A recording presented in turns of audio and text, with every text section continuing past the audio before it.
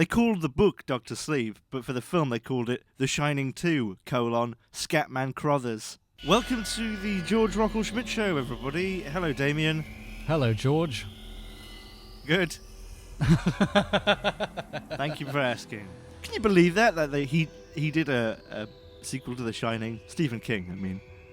Not Scatman Crothers. Scatman Crothers went off and he did whatever he wanted, and he just called it Shining 2. I mean, I know he was really discontent with Kubrick's movie, and he I think, didn't he remake it, I think, when he was in the director's chair, is that right? People are like, don't get me wrong, I mean, Stanley Kubrick was a fantastic artist, but if you want to see the definitive version of The Shining, well, you haven't seen anything until you've seen the Crothers cut.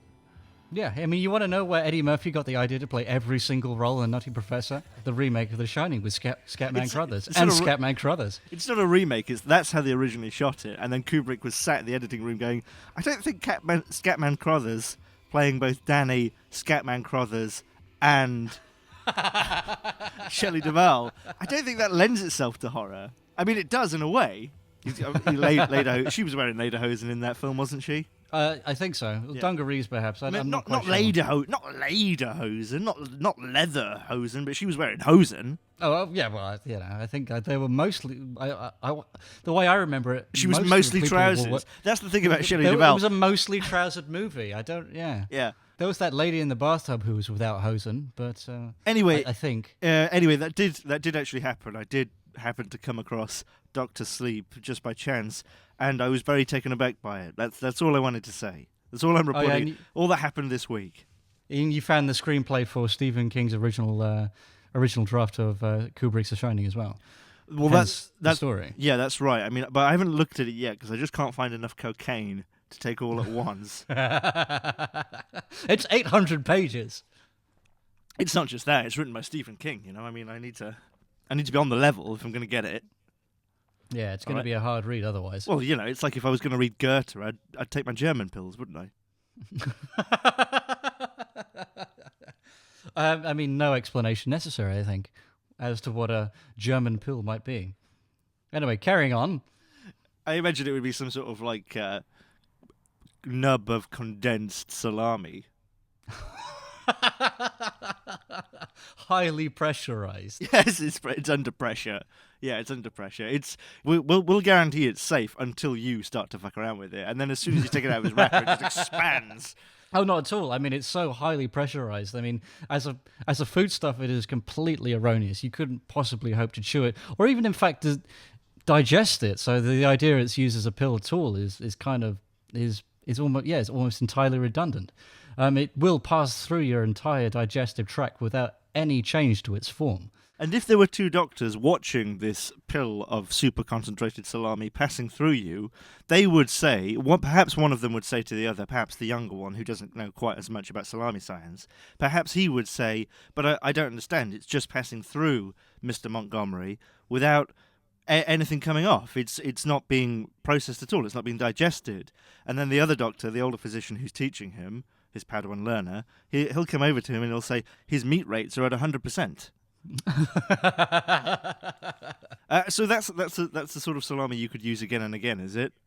I don't really see the advantage in it. I wasn't quite sure whatever the efficacy or even the application of these German pills were. Do you imagine they'd sell them in pressurized containers that you essentially had to unscrew, and when you unscrewed them, it was like when Predator takes off its helmet and goes. Oh shit, someone's opened some salami somewhere. Yeah, because it's stored in a vacuum, an incredibly fucking powerful vacuum. So as soon as you open the jar, there's incredible air currents that's all been swept into this tiny little jar. Ripping doors off fucking hinges. I mean, if you're close to it, if you get your face stuck on that, it's going to bore through your skull. Sorry, what? If you get your face stuck on what? The jar, as you break that seal, if you don't keep enough distance and you get sucked in and your face, becomes the next seal. I see. I thought you meant like, insurance. What if you open the jar while the jar's in your mouth? Like, you're one of those people. That's how you open your jars. You put the whole jar in your mouth. It's a one-handed thing. Break the glass. Yeah. Oh. Isn't there a video somewhere of someone sitting on a jar and it breaking up their arse. Yeah, yes, I've heard about that.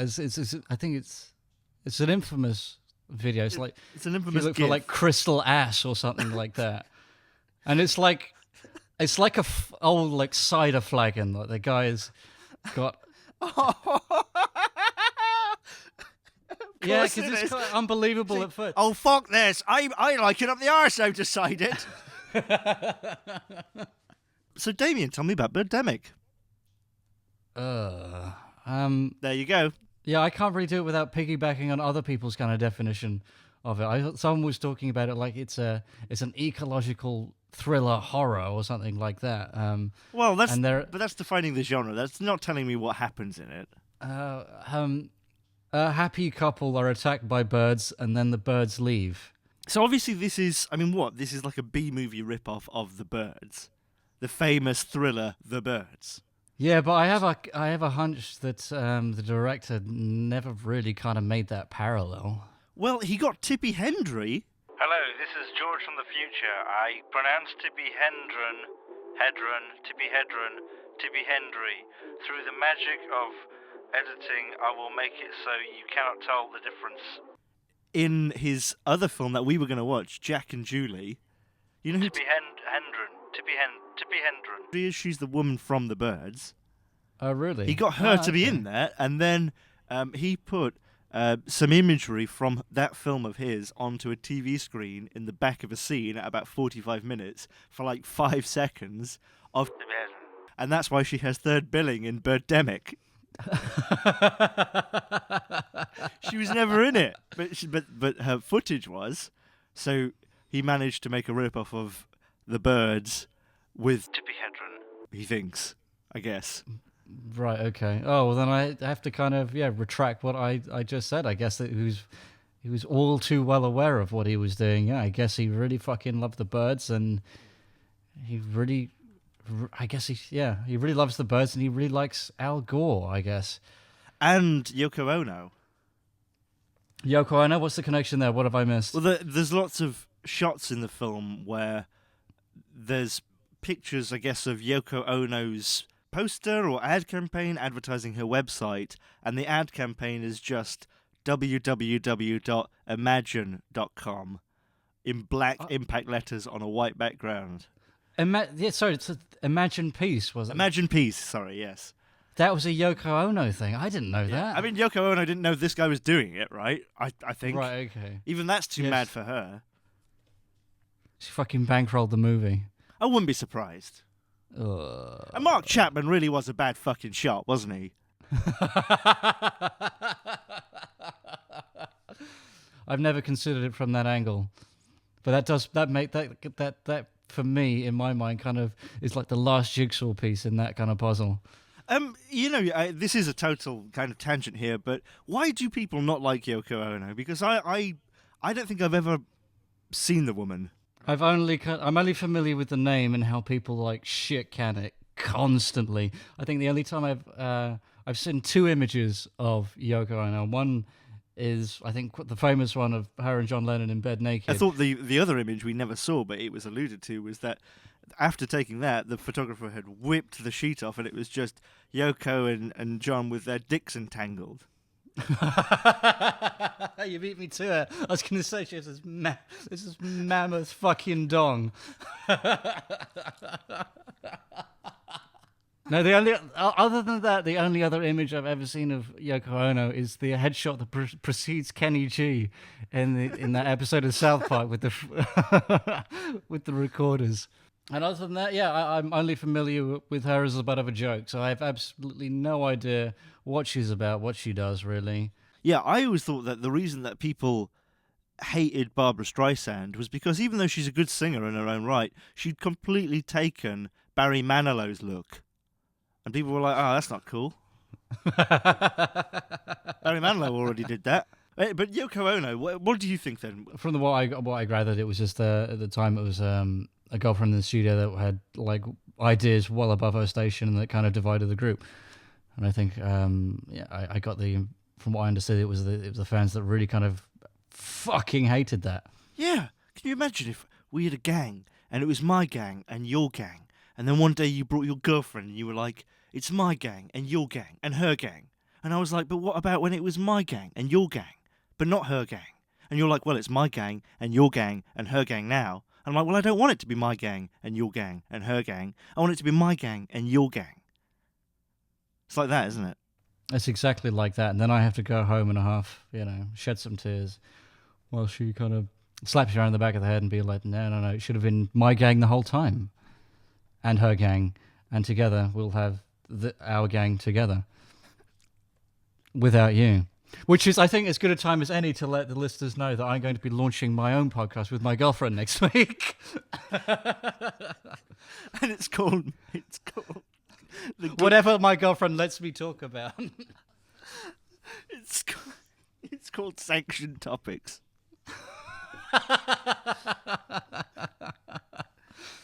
Oh, well, okay. Yeah, Birdemic. Oh yeah, we were talking about that. Yeah, I mean, we'd mentioned it. I think we've done the obligatory mention of what I presume will be in the title of this episode and maybe the thumbnail. So I think we've done our our job there. We've fulfilled that part of our contract. So I think at this point we can talk about whatever we want. Well, there's probably like at least one or two people who've never seen Birdemic, but they're listening to this. Would you recommend it even as a bad movie? Yeah, I would say so. I think a Okay. lot of people.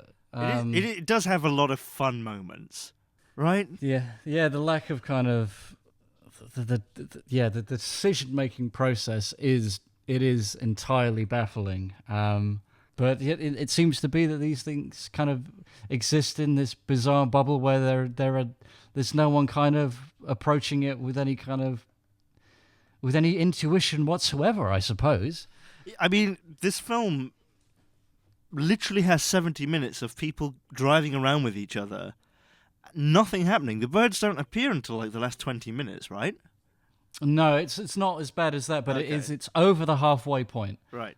We do. I think it's around 50 minutes of a 90-minute movie, and there's no kind of like hints towards whatever's. I mean, I think the people that go into this movie obviously know what to expect, but what I didn't know to expect was that I'd have to wait that long to kind of for that. I don't want to say payoff. It's a bit. That's kind of patting on the back a little bit, but yeah, it was a long fucking wait. In a way, I kind of enjoyed it more than the birds because it was like, okay, all right, I can see like how bad they're acting. Like, I know the birds are shit. I don't need to see that for 20 minutes, but it reminded me a lot of this actor I used to know called Dean, who was probably the worst actor in the world. But he was a lovely guy. I look back at him with affection because he was utterly clueless, but I suppose a heart of gold. And I remember once he was trying to deliver a line, and it was something really weird, like I don't know whether to cook the buffalo wings or not, right? And they must have done like 20 takes of this thing. It was just this student thing he was in. Couldn't say his lines without saying, I do not know whether to put in the buffalo wings or not. Right, okay. Was he the guy that, when he was doing his short film, had this, you told me, I can't remember it too well, had this kind of bizarre kind of like, was it turtle or tortoise puppet for something? No, that was Martin, who at once asked me if to turn the oven on, he had to turn the central heating on. Sorry, what? So you turn the oven on in place of the central heating? No, he said like to turn the oven on, do you need to turn the central heating on first? Right. Okay. Also, once I seem to remember, I was like outside. He was in a bathroom. Yeah, well, he must have been in his bathroom, and he was like flushing the toilet over and over. And I went to the bathroom door and was like, "Are you all right?" Because he was just doing it over and over, and he opened the bathroom and he was like, "Yeah, I'm just flushing down the toilet cores," and he was like getting the cardboard tubes from toilet rolls that he used, and he was just ripping them in half and putting them down the toilet, and I said to him, "Martin, why are you doing that?" And he said, just to get rid of them, and I said, "But can't you see that?" There's a bin? It's not working because you've like flushed the toilet like 30 times in 2 minutes. And he looked at it and he went, oh, so do you think I should just like put them in the bin then? And I said, yeah. Yeah, but will I have to like put my hand into the toilet? It's like, well, yeah, you're gonna have to. Yes, you're gonna have to every time. But that's where my poo went. And I have to do it. Well, yes. And if I don't, you're gonna make me. Well, yes. So I didn't trick him then. I just basically forced him, is what you're saying, to put his hand down the toilet. I left the room promptly to fetch my baseball bat. He tried to effect egress, but I had blocked his path. Yeah, no, so what Martin was trying to do was he was trying to make a kid's film with a tortoise. A puppet tortoise, and this thing looked like it fucking died. I always remember the way you described it. Maybe I think I will remember something completely different to whatever the story was. But I always had it in my head that it was just made out of like the leather reclaimed from like a couch that he'd found on the street or something like that. It was like this. It was this brown, really brown kind of like sun bleached leather that you'd had see how it was like riddled with like piss stains, right? And he just managed to wrap it around like some kind of errant tubing from, I don't know, some kind of broken pipe in the flat and what have you. Honestly, gouged eyes in it or something like that. Honestly, it would have been an eccentric toy 50 years ago. I mean, it must have been that old, and it had been fucking stomped on a few million times. I tell you, it looked awful. Oh right, I always had it in my head that he manufactured this himself, so it was just something that he found in his like nan's house or something. So this was a guy I knew who was doing his 3 years film course, his degree in his film course, and for his final movie, he was making this children's short film, and he wanted a tortoise to be the main part of this film, and this tortoise would talk to the. I don't know why he wanted it to be a film. It sounds more like a short TV pilot, but this tortoise would talk to the audience as if they were kids and all of this. And he was gonna get it manufactured, but the person who was gonna manufacture it said it would cost him £500. And he asked me and Dan like what we thought, and we said it sounds like this guy might not be really worth £500. I had this. I thought he was probably going to make like a sooty puppet, but anyway, as time went by, his shoot got closer and closer, and he didn't have anything, and like he was seriously considering making this fucking thing out of cereal cartons, right? He was asking, like, oh god, he was so literally autistic, bless him. He asked me once if I knew any good recipes for cornflakes. What's it called? It could have been fucking cornflakes. No, what? He asked me once if I knew any good recipes for papier mâché. Oh, like any good recipes, like oh, my family have this secret papier mâché stock. But anyway, he was considering making his own tortoise, and somehow he found this thing somewhere. Someone had promised it him ages ago, and then they never said anything else, and then they just came through with it. And it looked it looked better because it looked like it had been professionally made, but it looked incredibly old. And it was a wicker basket with, like you say, kind of like this leather snake head coming out of it. That was the tortoise head. And that's where you would put your hand. Oh. So you'd put your hand in the shell, in through the back of the shell, and then into this tortoise's head, and then you would operate it like that. And he hired a professional puppeteer to operate this thing, and the only thing you can operate is its fucking mouth, with your thumb and finger. Do you know what I mean? Like open and close. That's all you can do. You don't, Spent $2,000 hiring that guy. You didn't need Jim Henson. His whole film cost about $2,000. So was this the same dude that had the screenplay about the guy who gets molested by the zombie? That was Steve, whose other claim to fame was shitting in a kettle in school and getting caught as a prank, and getting really drunk one night, ordering 2 immediate tickets, or almost immediate tickets, from London to South Dakota for a cost of about £5,000, panicking, drinking his own weight in body milk in an effort to sober up, throwing up everywhere, calling Delta and asking for a refund, which they legally have to give you if it's within 24 hours anyway. He didn't know that. And then living his life so that he never opens the post because Delta sent him his money back twice, so he got his £5,000 back and another £5,000 back. So he made £5,000 on doing that. But because he was such like an anxious person, he never opened his mail ever again because he thought it might be a demand for the money.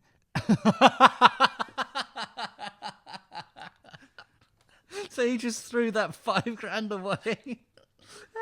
No. He had the money. No, he had the money. Oh, was it? It went straight into his account. Oh, right, okay. What about the follow-up £5,000? Yeah, was that just both of them just went straight into his account. There wasn't a check or anything. It was just like, we'll return it to your card. Oh, what? And they returned it to his card twice, and then he must have just looked at it and thought, I will have to change my name. I will have to have surgery. I will have to change the way I talk. Will get me a nice set of plastic tits. That's fine. Oh, I don't know. What would you do if that happened to you? What if I just landed on £5,000 through a company? If a big corporation gave you £5,000 by accident, and it was clearly by accident, and if they knew they would want it back. I wouldn't say anything until they kind of brought it to me, really. I had something similar happen recently. My girlfriend bought a keyboard because she was interested in learning the piano. But what she bought was like this full-sized 88-key fucking keyboard. And it was monstrously fucking huge. There was just nowhere in our flat that it could possibly exist. There was nowhere you could comfortably set it up to play out, anything with. It's ridiculous. 88 keys doesn't seem that big. Don't you get 120 key ones or something? I'm sure you can, but this thing was just massive, and we just didn't have the room for it. But why was it? Okay, so how big was it? I would say it was like 7 or 8 feet wide or something like that. Wow. Okay. It's quite something. And she bought this off Amazon, and she wanted to send it back. And the company that Amazon uses Hermes. to pick up Hermes, yeah. No, it's not. Oh my God, they don't still use Hermes in Britain, do they? That's fucking awful. Yeah, it is fucking awful, because one of the big problems that we had was they would set a few dates for pickup and be on like a Wednesday or a Thursday, this, that, and the other. And one of us would like book the day off so we could be in to kind of, hand it over, this, that, and the other. It was like 300 quid, 400 quid, this keyboard. And they would never show up. And then we got in touch with Amazon and they said, we don't know about this. And then they followed up and say, well, the reason is that Hermes only do collections on a Monday. Okay, so that's kind of baffling. Why was it slated for a Wednesday or a Thursday, this, that, and the other? It's like, well, this is a considerable ball ache now. When can we need to get this out. We need to get our money back. And so, don't worry about that. We've credited the money to your account. There you go. You got it back. No worries.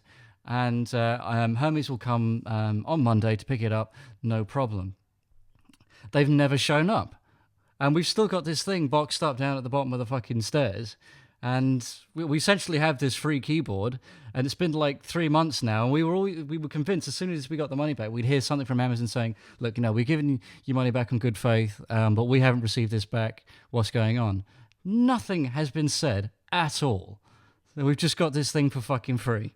Yeah, I have this thing with Amazon sometimes where they, I'm sure everyone does, where they say something's delivered and it isn't delivered, and it's stolen, right? That's what's happened to it. It's stolen. But then they're like, well, you have to wait a couple of days, and then they're like, have you inquired with the neighbours at all? Have you given old Mrs. McGiggins a knock on the window? Have you let yourself into her house and have you said to her, Mrs. McGiggins, have you found my box?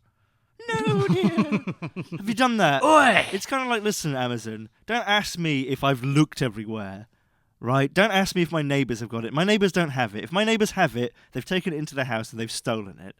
Right? Everyone knows what happens. People, it gets nicked at the depot. Right? Yeah.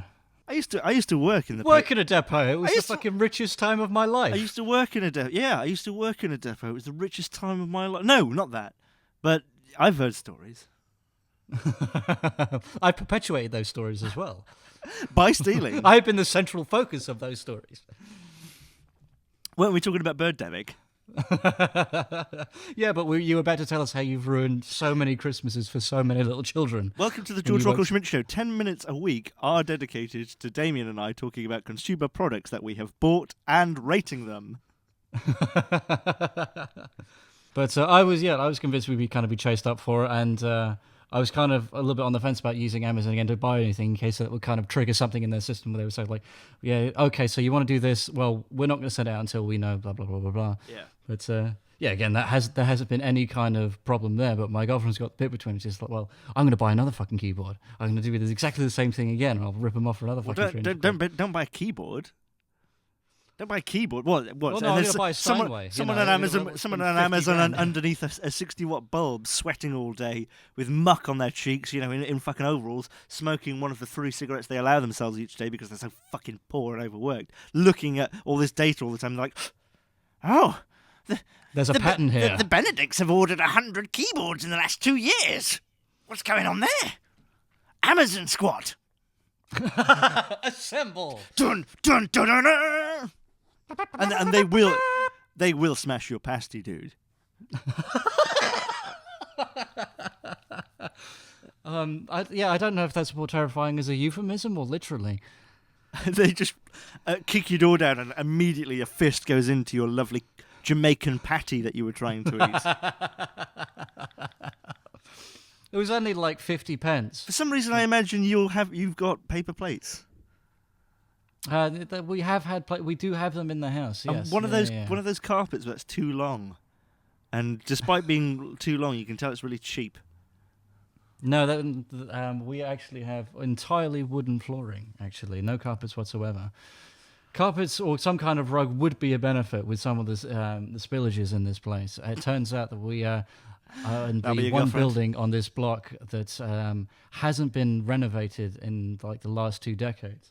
And there is seemingly nothing. Thatcherism is leaking out everywhere. There is nothing that separates like our floorboards and like the ceiling underneath. There's like no insulation or nothing. So if I spill a glass of water, it will go straight through the ceiling downstairs. I've had to kind of lie through my fucking teeth with the neighbours because I'll have left something on the floor, kicked it over while I'm doing the washing up, and they're downstairs going, "We don't know what's going on. The sky is falling." Yeah, I mean, I don't know what to say. Well, my pipes are in line. They're all working fine. I've had the landlord around recently because we were having trouble with our sinks. Beer, you say? I have no idea where this beer could have come from. Yeah, no, if they ever smell the liquid that they're collecting in buckets as it's coming out of their light sockets. What? I imagine it's frothing. Well, I don't know. People do spill shit, though, don't they? I don't think you're in the wrong for ever spilling something. No, but I kind of feel like these guys come upstairs looking to kind of do me for some money or repairs and stuff like that. Well, I had one weird problem with it. You did have a paddling pool up there, though, didn't you? We did have a problem with the shower, and my girlfriend clogged it. Oh, God! Oh, Jesus! I'm getting because she shat down it. She shat down the drain basically, and What? she just didn't want to fucking no. But if you use the shower, you've got a finite amount of time to kind of get in, get washed up, and get the fuck out. Because it takes so long to fucking drain. But my girlfriend this one afternoon got in, and she was content just to kind of take her fucking time and a shower at her own pace. It's it started overflowing. Have a little just shower shit, Treat yourself. Yeah, of course. We are only human. It's one of the great joys in life. You don't tell your family about it, but it is nevertheless something that does feel good. Shitting in a shower is one of the most natural things you can do. Of course, yeah. Well, that's kind of how it happens. It just kind of drops out of you. Oh man, this is quite a journey this time. But no, so basically it started overflowing, and I was like, I was at work at this point, and she told me about it afterwards. I did ask her, when it was overflowing, did you not feel the need to kind of stop running the shower and maybe get out? And she's like, no, I just kind of wanted to just do my fucking thing.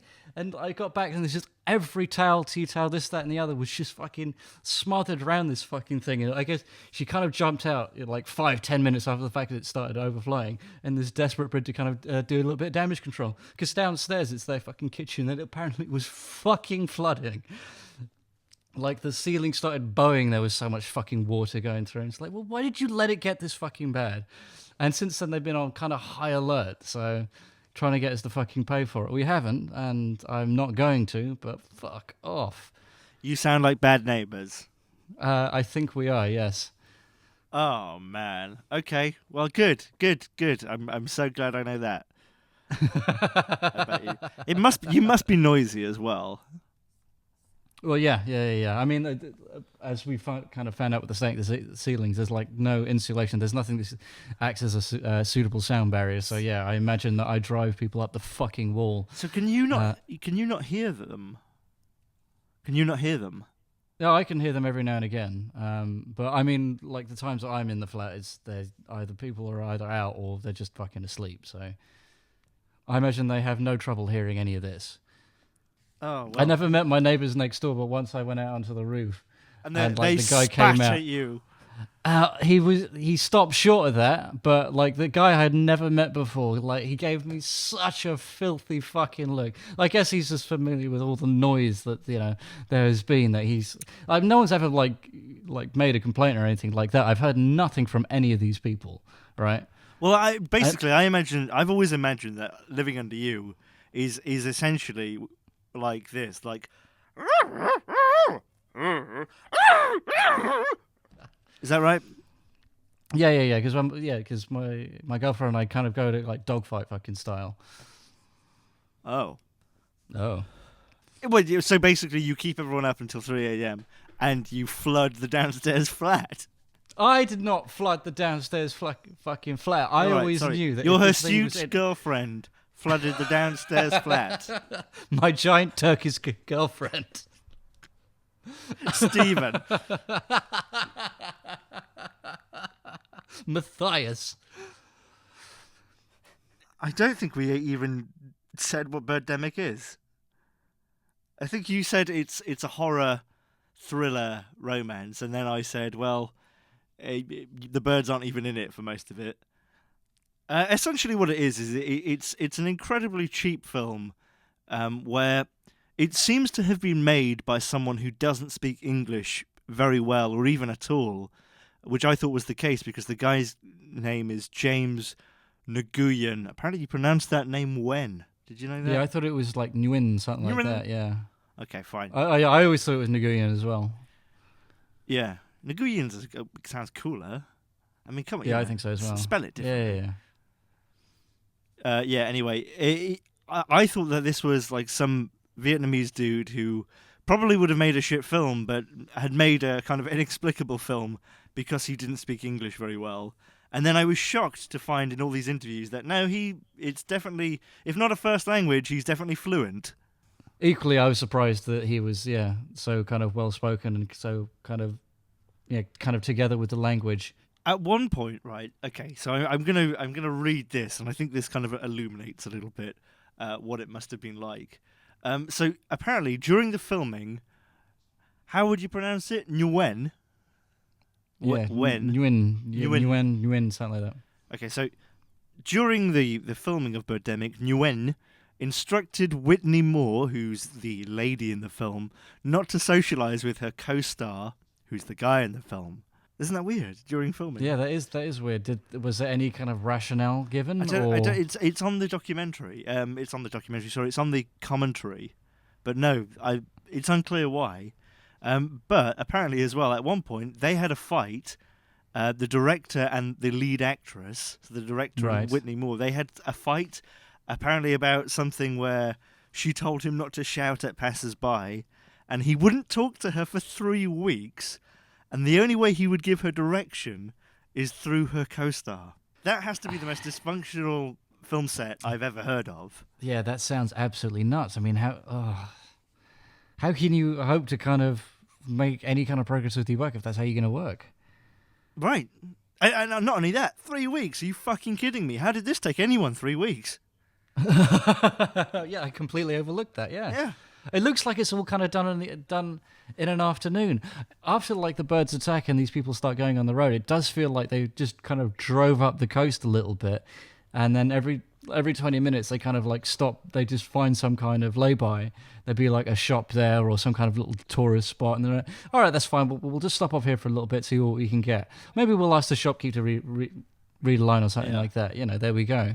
But yeah, it looks like it's done in a day. It does look like it's done in a day. I mean, the only thing that would kind of stop me from saying that's definitely the case is, I guess, knowing how quickly the sun would go down and everything, and how long it would take them even to do these. I could see it taking a few days. I mean, maybe they weren't filming for 3 weeks. Probably not. Probably they're filming at the weekend, right? I imagine so, yeah, when people have got time off from work. Yeah. From their actual jobs. Yeah. So probably 3 weeks is probably basically the entire like shoot. 5 days, basically. Yeah, like 5 days, and he didn't talk to her for those 5 days. Oh fuck yeah! I mean, I'd have to question, like, after the bust up would happen. Why would you turn back up next Saturday for that? Yeah, were the contracts that ironclad?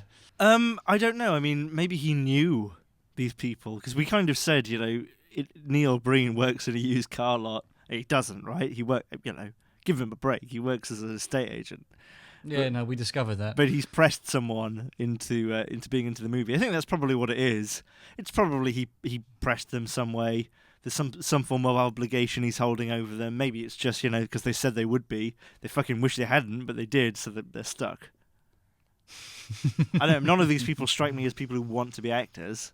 I did notice that in the credits, Yeah.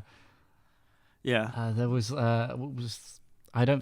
maybe it wasn't like in attack victims or something like that. But there were people who were all the same family. Yes, yeah. You think that they're just someone they met in a lay-by and they were like, "We're doing a film about birds that attack people. Would you guys like to be in it?" And like, you just lay down.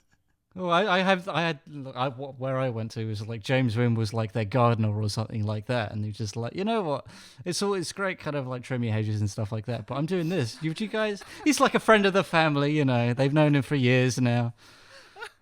That's the way they do it, isn't it? It's a non sequitur. When these salesmen do it, it's always great trimming your hedges, but I'm doing this. Like, the first bit of what you said is irrelevant, isn't it? You just want me to do something. That's how they always sell me insurance on on electronic goods. In fact, strike that. I don't think that James wouldn't have known these people for years. He just kind of turned up one day in their driveway and just started hacking at their fucking petunias. It's like, what are you doing? It's like, I will stop this. I will desist if you sign this, which gives me full rights to you and your family to for 4 seconds of my movie. Yeah. All you got to do is get on this cheap double-decker bus and then kind of just sit at the windows. That's fine. We don't need you to really do anything. Just sit at the windows. I'm going to do it in editing. You guys aren't actors, and I'm not a director, but I will make something out of this in editing. Whoa! You've been Nguyen. That's immediately runs off. Nice like, garden you want. Mummy, why does that man not have any trousers? Where is his hosen?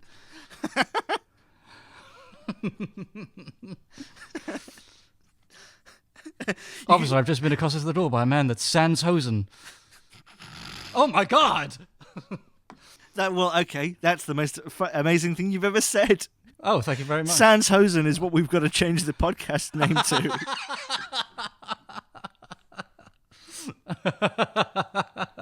Sans hosen, pants police.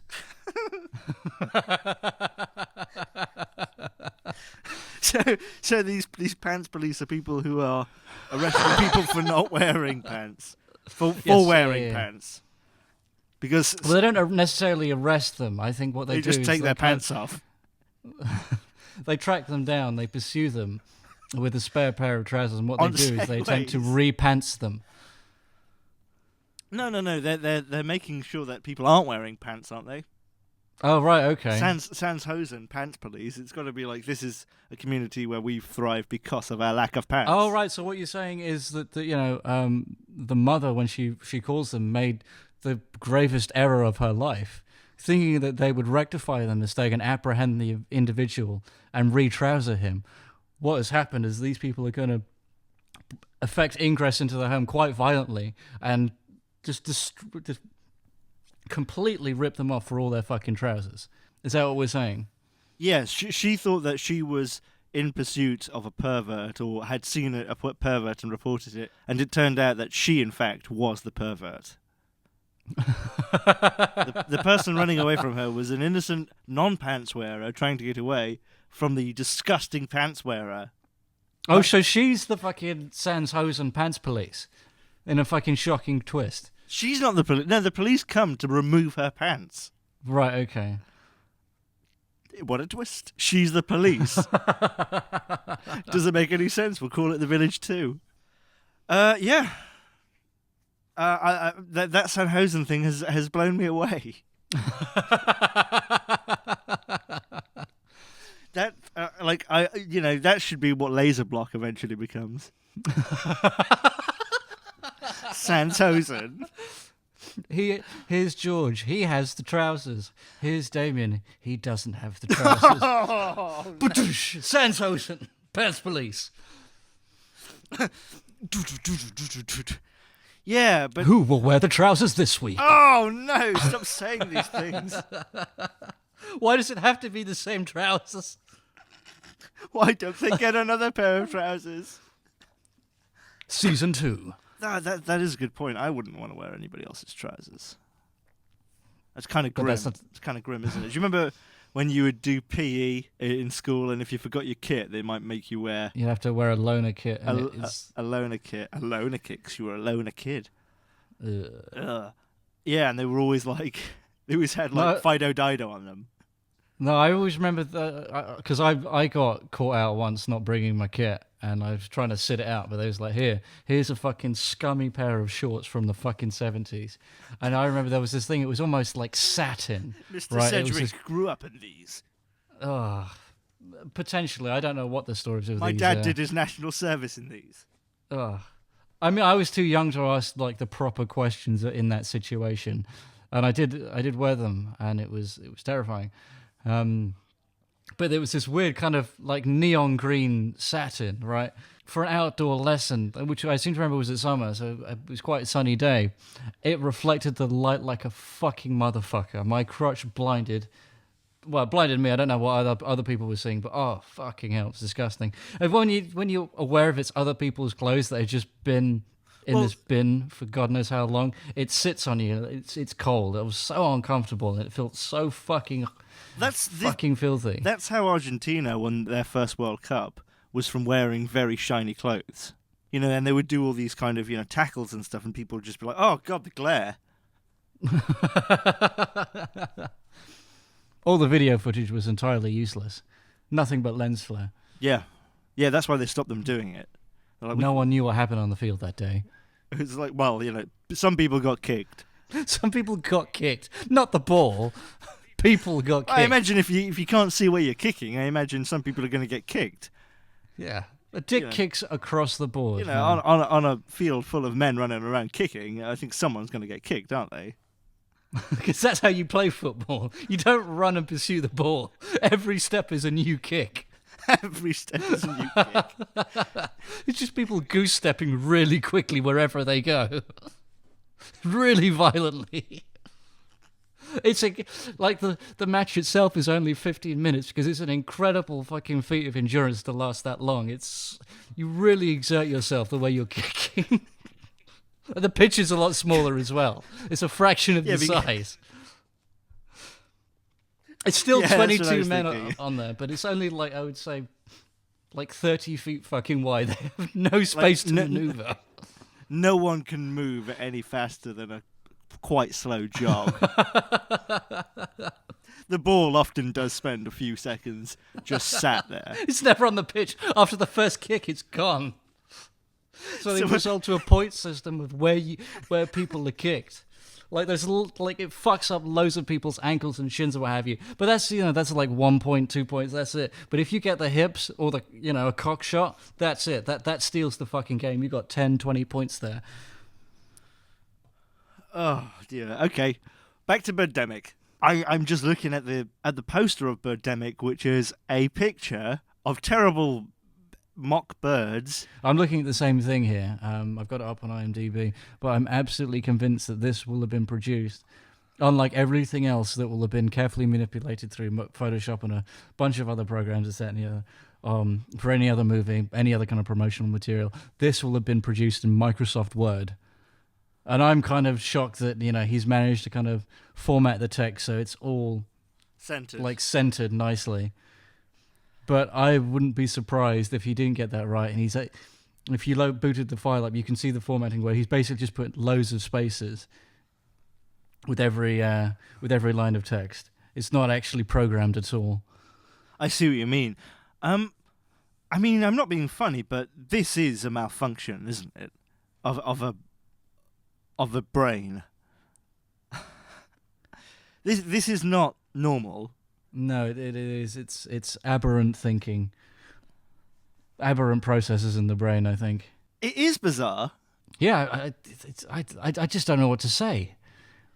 It's bizarre as well because I've seen interviews with him after it's come out and gained notoriety where he says, "I think from a distance it looks like $100 million movie." I've seen that clip as well. Yes, yeah. And you think this looks like $100 million movie? And he's like, yes, from a distance. And it's kind of like, okay, I suppose from a distance it might. Even if it does, it as you said, the structure of it is so poor. It's not like he made a few mistakes. It's like he almost misunderstood what a story is. He must be quite strange. He must be a weird person, right? Yeah, I imagine. Yeah, I mean, he's every time he seems to be kind of wearing like quite a dapper little suit in kind of all the footage that I've seen him in. But I imagine if you kind of curl up that sleeve just beyond his kind of imitation tag, there's a little tag there. It says "Return wearer to hospital." Did you hear about the whole Sundance thing? He tried to get it into Sundance, and obviously they wouldn't take it. And then what was it? He had like his fucking family wagon parked outside, covered in, prop birds and what have you. And it looked kind of somewhat like a protest or something like that. And yeah, he drove around to catch the attention of someone, and he did. He caught the attention of Severin Films, which went on to distribute the film. But you know what, James Nguyen? If you'd have just looked them up, you could have called them, and they'd have taken it. Because they're going to be a distributor that takes anything. There are plenty of distributors that will take anything. If you have a film, you can get it distributed.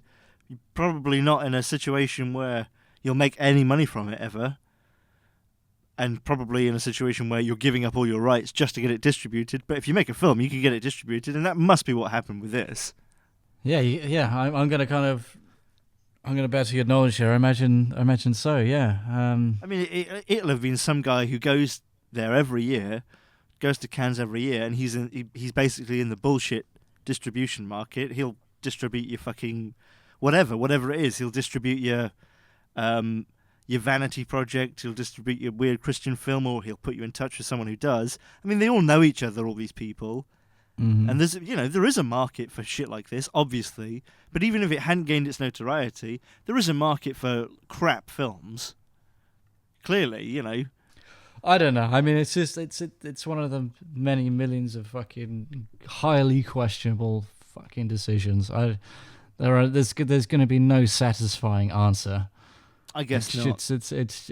It's all baffling, entirely baffling.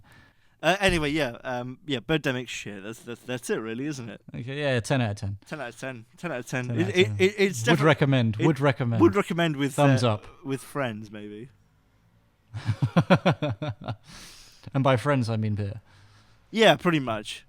It's something that I allowed to wash over me, and it was an interesting journey that it took me on. I was just thinking, okay, all right, you decided to do this. Wrong, but why? Discuss. But we won't discuss. Yeah, there you go. Do you have anything else to say about Birdemic, Shock and Terror? By the way, Shock and Terror?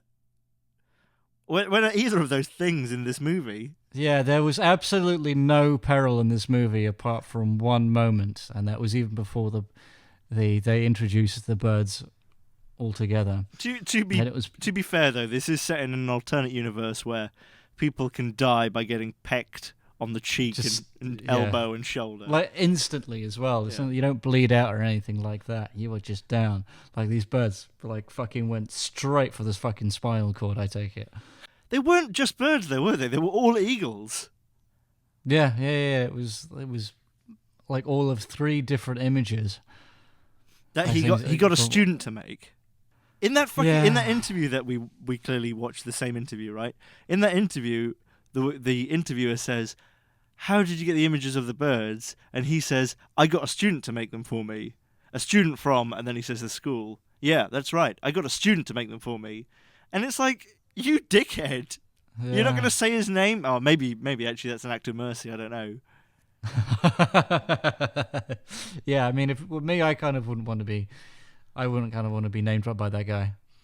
I mean, I don't know, maybe this person was like constantly protesting, like, they're not finished yet, they're not finished. It's only a concept. Yeah, no, this was just like my storyboard mock-up. This is what, I've got a few thumbnails here that I've just put together just to kind of illustrate what I'll do in future. No, that's fine, I'll take it, it's fine, it's good to go. Yeah. Gimme. And like, Mr. Nguyen, if you just wait another 3 or 4 days, no, we're filming now. If you wait another 3 or 4 hours, it's the product will be finished. It'll be complete. But if you're only filming now, you don't need the images now. Surely, yes, I do. I'm gonna put them into my camera and I'm gonna put them over the image while I film. That's how I do stuff. I do all edit in camera, all natural, all organic.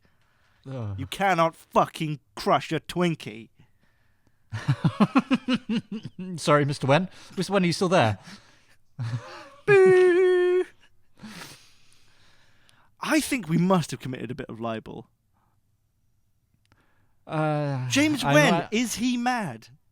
Yeah, but maybe I kind of feel like we might have butchered his surname so much that they can't legally make the connection, so we might get off scot-free.